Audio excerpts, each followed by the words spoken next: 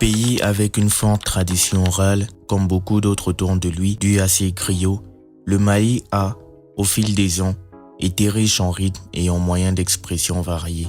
L'utilisation des tambours et des rythmes rapides et percutants a toujours été présente, donnant au pays une véritable identité musicale unique. Lorsque le hip-hop a commencé à se diffuser en Afrique et à s'implanter dans des pays comme le Sénégal ou la Côte d'Ivoire, il était prévisible que ce mouvement culturel atteigne également le Mali dans les années 80. Cependant, le parcours du hip-hop au Mali n'a pas été facile. Au début, les premiers Maliens à adopter ce genre n'étaient pas forcément bien perçus.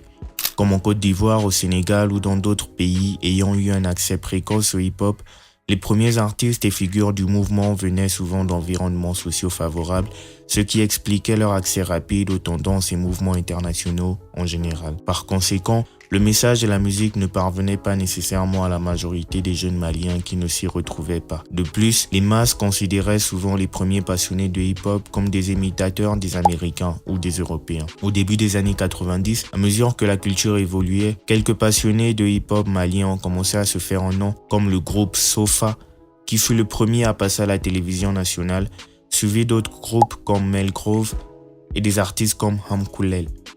Au fil des années et avec l'incorporation de plus en plus d'éléments locaux tels que la langue bambara ainsi que des rythmes et thèmes locaux, le mouvement hip-hop malien a commencé à gagner du terrain auprès de la jeunesse. Dans les années 2000, le hip-hop malien prend un ton un peu plus sérieux avec des artistes adoptant des messages moraux, abordant des problèmes sociaux et exprimant des messages remplis d'espoir. Parmi ceux qui ont réussi à se faire un nom, on retrouve le groupe Tata Pound. La scène hip-hop malienne a continué à progresser à un rythme raisonnable jusqu'aux années 2010 et l'émergence de nouvelles maisons de production et d'artistes qui n'ont pas hésité à expérimenter d'autres influences et à se différencier de ceux que le rap malien était devenu sur le plan sonore.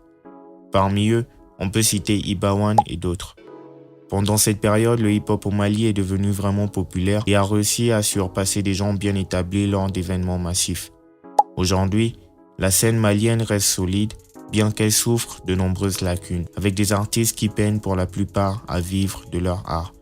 La combinaison de musique traditionnelle et de hip-hop donne au Mali une voix unique sur la scène mondiale du hip-hop. La plupart des gens restent optimistes quant à l'évolution du hip-hop au Mali, tandis que quelques-uns ont des attentes plus pessimistes, pensant que le meilleur est déjà derrière eux.